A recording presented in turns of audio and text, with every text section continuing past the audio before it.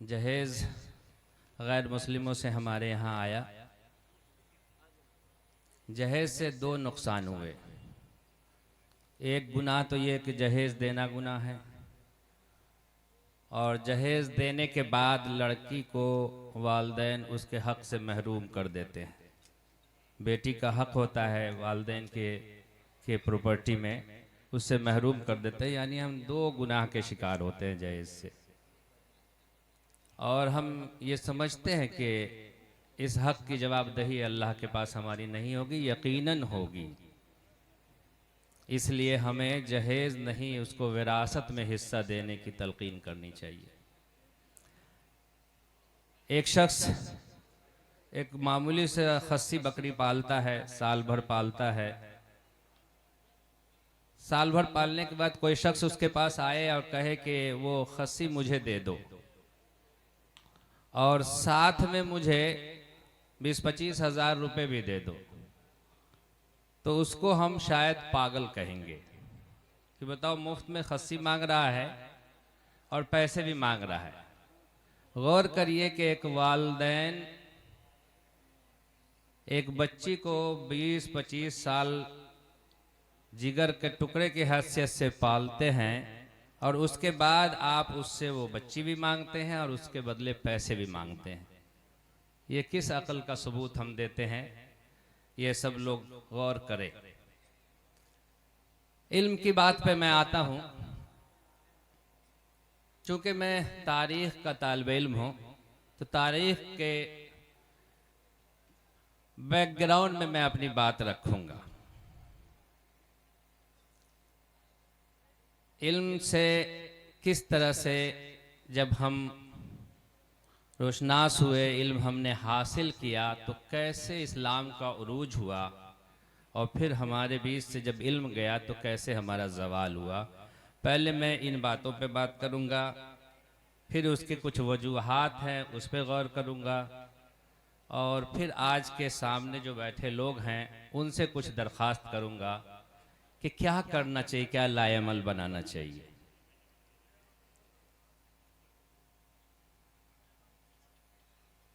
दुनिया में जब इस्लाम का तुलुए इस्लाम हुआ, तो तुलुए इस्लाम के साथ ही इल्म फ़र्ज करार दिया गया, और हमने इतने इल्म हासिल किए कि दुनिया भर के जितने उलूम थे, रोम से, चीन से, दुनिया भर के, हिंदुस्तान से, जहाँ जहाँ बड़ी बड़ी तहजीबें थी, तमाम जगह के उलूम को हमने जमा किया और उसको मिला करके हमने एक दीनी उलूम का आमेज़िश तैयार किया और दुनिया में उसको फैलाया,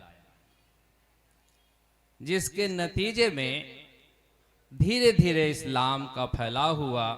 और उस वक्त दुनिया सिर्फ यूरोप और एशिया में को जानती थी, पूरे यूरोप और एशिया में इस्लाम फैल गया, पूरे यूरोप और एशिया में। ये दौर चला कि हम पूरी दुनिया में सुरखरू होते रहे, पूरी दुनिया के हाकिम बने रहे। हिंदुस्तान में भी हमारा आना हुआ, हिंदुस्तान में भी अपने इल्म के तहत, अपने साइंस और टेक्नोलॉजी के तहत हमने यहाँ जीत हासिल की। जैसे मैं मिसाल दूं कि हिंदुस्तान में जंग करने की जो तरकीब थी वो ये थी कि सामने तलवार से जंग करते थे, तीर से जंग करते थे, भाला से जंग करते थे, हाथी पर जंग करते थे। जब पहली बार तुर्क्स यहाँ आए तो उन्होंने एक नई टेक्नोलॉजी इजाद कर ली थी। अरबी घोड़े पे, जिसकी रफ्तार 100 किलोमीटर प्रति घंटा के हिसाब से थी, उस पर बैठ करके तीर चलाना, भाला चलाना सीख करके आए थे। और यहाँ की जो बहादुर राजपूत कौम थी वो इंतज़ार करती थी कि सामने आएगा तब हम उसको मारेंगे, उससे जंग करेंगे, अपनी बहादुरी दिखाएंगे। वो दूर ही से तेज़ी से आते थे और तीर से मार के वापस चले जाते थे। नतीजा ये हुआ कि पहली जंग सिर्फ हारे थे तुर्क यहाँ हिंदुस्तान में, उसके बाद 200 साल तक कोई जंग नहीं हारा। कोई जंग नहीं हारा। टेक्नोलॉजी हमारी इतनी अच्छी हो गई, दुनिया से हमने अपनी टेक्नोलॉजी को जमा करके अपनी टेक्नोलॉजी बनाया। फिर वही तुर्क जब हिंदुस्तान में रह गए बहुत दिनों तक, दुनिया में जो तरक्की होती रही उससे अब बेखबर रहे, तो दुनिया में उस्मानिया खिलाफत ने तोप का इजाद कर लिया था। पहली बार 1514 में उन्होंने सफवी हुक्मरान के खिलाफ तोप का इस्तेमाल किया। उस तोप के इस्तेमाल को बाबर ने देखा कि ये तो बहुत ज़बरदस्त हथियार है, और बाबर फिर हिंदुस्तान तोप लेके आया और सिर्फ 12,000 की फौज लेके आया, सिर्फ 12,000 की फौज। उसकी जुबान भी यहाँ की नहीं थी, तहजीब भी यहाँ की नहीं थी, खान पान भी यहाँ का नहीं था, और 12,000 की फौज लेके आया। दूसरी तरफ इब्राहिम लोदी की 1,40,000 की फौज थी, और एक दिन सामना हुआ पानीपत के मैदान में। 1,40,000 की फौज को बाबर की फौज ने एक दिन में काट के रख दिया, भागने तक नहीं दिया। हिस्टोरियंस बताते हैं कि 2-4 हजार लोग भाग सके। सोचिए 12,000 की फौज ने 1,40,000 लोगों को एक दिन में काट दिया। ये होती है टेक्नोलॉजी की ताकत। फिर जब बाबर का तोप चलता रहा, अकबर आया, जहांगीर आया, शाहजहां आया, औरंगजेब आया, ये सब आने के बाद इन्होंने भी वही हिंदुस्तान का धर्रा अपनाया। दुनिया में तरक्की करती रही, साइंस बढ़ता रहा, हल्के बंदूक इजाद हो गए। अब अंग्रेज यहां आए, हल्के बंदूक के साथ जो तोप चलाते थे, तोप चलाने वाले को गोली मार देते थे। हो गया, हार गए, बहुत आसानी से हरा दिया। फिर अंग्रेजों की हुकूमत कायम हुई। एक बड़ा नाम है हिंदुस्तान के फिलोसफर्स में, इस्लामी फिलोसफर्स में, जमालुद्दीन अफगानी का। उनका यह कहना था कि दुनिया में साइंस की हुकूमत थी, साइंस की हुकूमत है, और साइंस की हुकूमत रहेगी। आप देख सकते हैं मुट्ठी भर के मुल्क जिनके पास साइंस और टेक्नोलॉजी है वो आज हाकिम हैं। इंग्लैंड, जर्मनी, फ्रांस, अमेरिका, इसकी आबादी कुल मिला दीजिए तो यूपी के बराबर होती है। बिहार यूपी मिला दीजिए, ये पूरे यूरोप हो जाएंगे, इस तरह के मशहूर देश। लेकिन दुनिया पर इनकी हुकूमत कायम है। क्यों कायम है? क्योंकि इनके पास साइंस और टेक्नोलॉजी है। हमारा उरूज हुआ, हमारा जवाल हुआ। जवाल कैसे हुआ?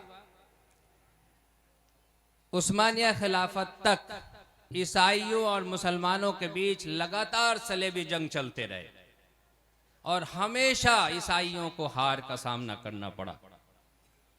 आखिरी किला था कुस्तुनतुनिया, बहुत मशहूर नाम है, लोगों ने सुना होगा। कुस्तुनतुनिया पर 1453 में तुर्क मुसलमानों का कब्जा हो गया। इस हार के बाद से लगातार ईसाई जीतते रहे। यह आखिरी किला था जिसको मुसलमानों ने जीता था। ये तमाम आलिम जो कुस्तुनतुनिया के दरबार में मौजूद थे, जो बाइजेंटाइन साम्राज्य की राजधानी थी, वो सब भाग के इटली चले गए। इटली के फ्लोरेंस एक शहर है, वहां जमा हुए।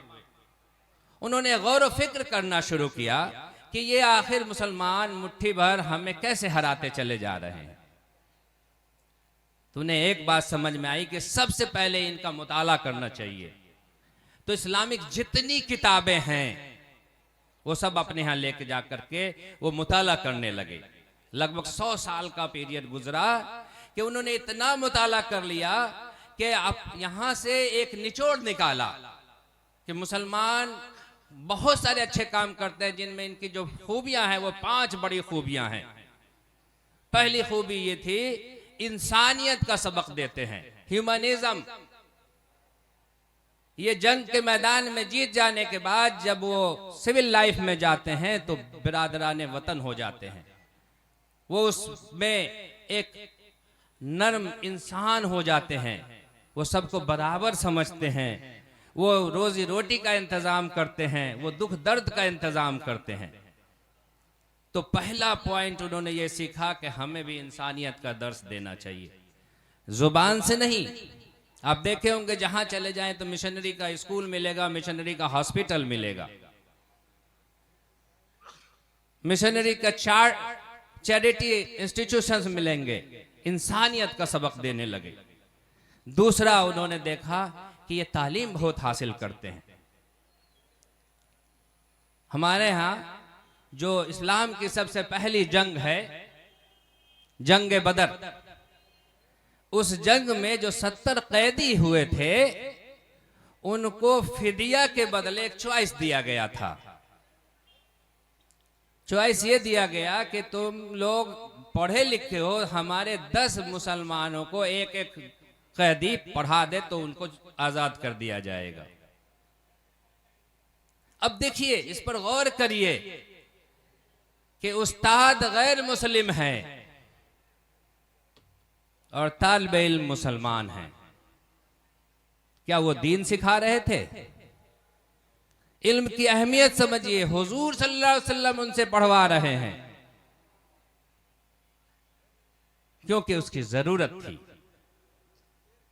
और वो पढ़वाने के बाद उन्हें आजाद किया गया। यानी हमारे इस्लामी दुनिया का पहला स्कूल, पहला निजाम तालीम कायम होता है जो जिसमें गैर मुस्लिम उस्ताद हैं और शागिर्द मुसलमान हैं। यहां पर मैं एक हदीस पर थोड़ा सा मैं एक इशारा करना चाहता हूं। आलिम लोग बैठे हैं। तलबुल इल्म फरीज़तुन अला कुल्li मुस्लिमिन व मुस्लिमतिन में जो वो लफ्ज है तलबुल इल्म फरीज़तुन, इसको एक पूरी तारीख है इसके पीछे के कब से इल्म दीन हो गया।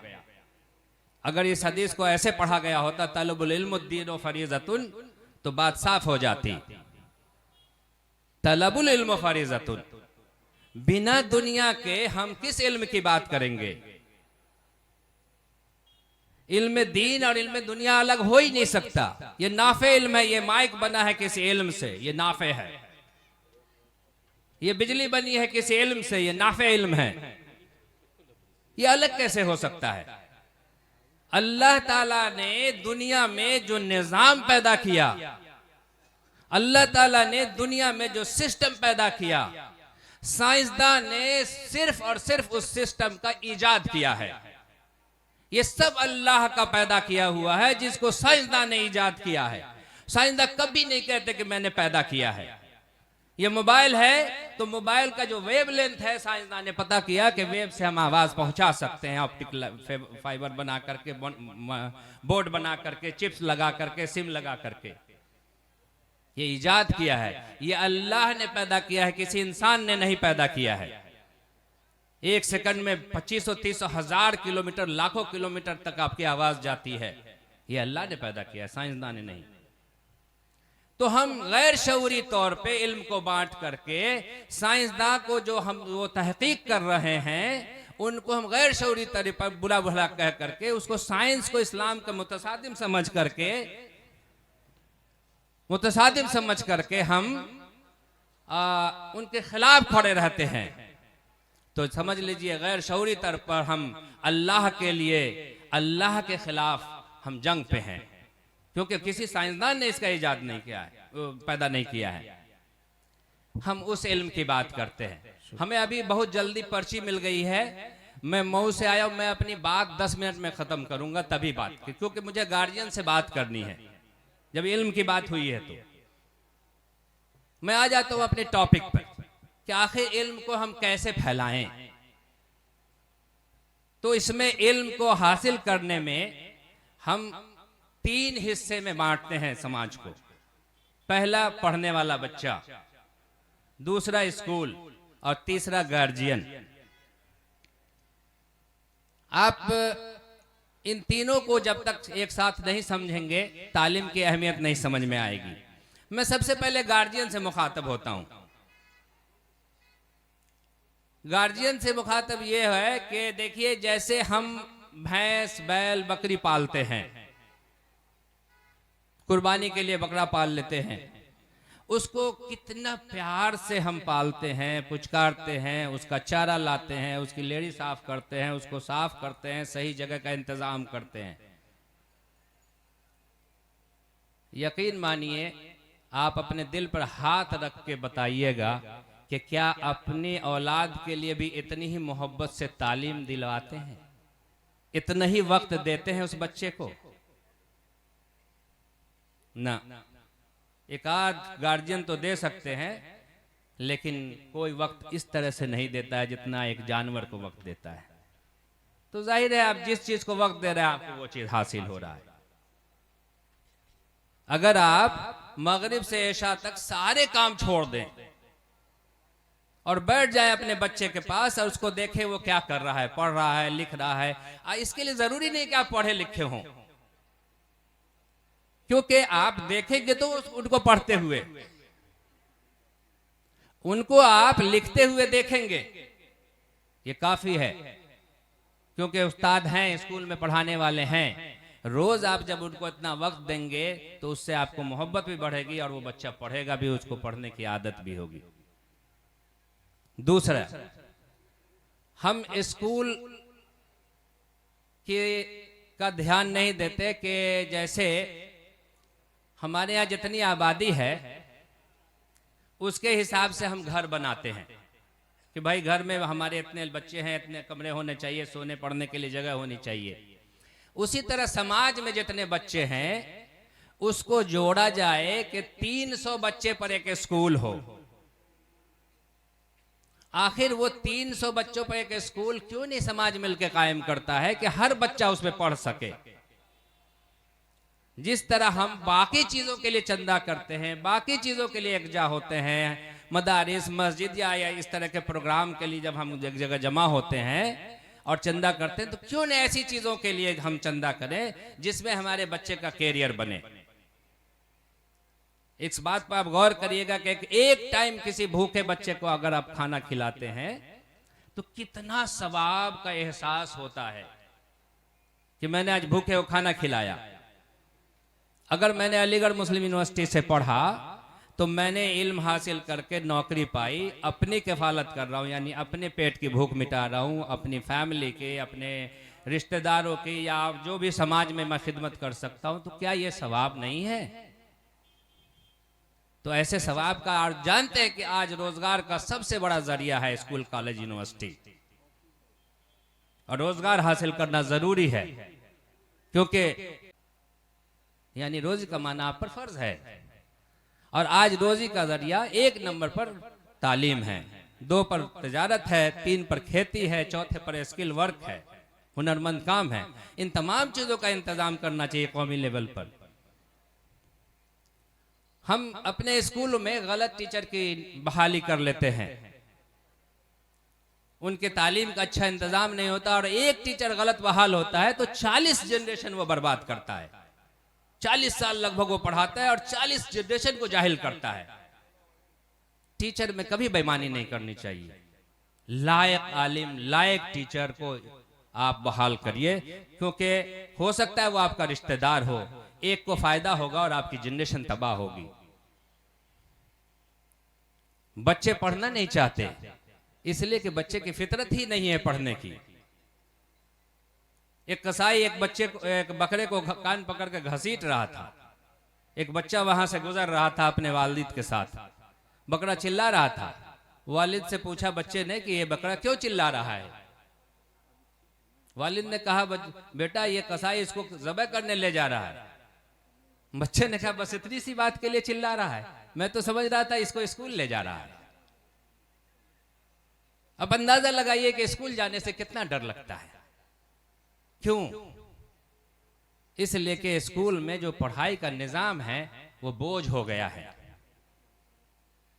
उस निजाम को भी दुरुस्त करना है। बातें बहुत लंबी है, लेकिन मैं चूंकि पर्ची मिल गई थी तो मैं इतने पर बात अपनी खत्म करना चाहूंगा कि देखिए, अगर तालीम को नहीं बढ़ाएंगे, अपने अंदर तालीमी बेदारी नहीं लाएंगे, दीनी जज्बे के साथ इस तरह के इदारों का क़याम नहीं करेंगे, तो हम रोने वाली कौम है, हमेशा रोएंगे, हमेशा रोते रहेंगे। मैं बहुत कड़वा बोल रहा हूँ, इसलिए अब भी वक्त है बदलने का, क्योंकि मुट्ठी भर लोग हमें जीने का हक देना नहीं चाहते और हम सिर्फ जिंदगी की भीख मांग रहे हैं, क्योंकि हम जिंदगी के मैदान में हर जगह सिफर हैं। मैं इन्हीं बातों के साथ अपनी बात खत्म करता हूँ। शुक्रिया।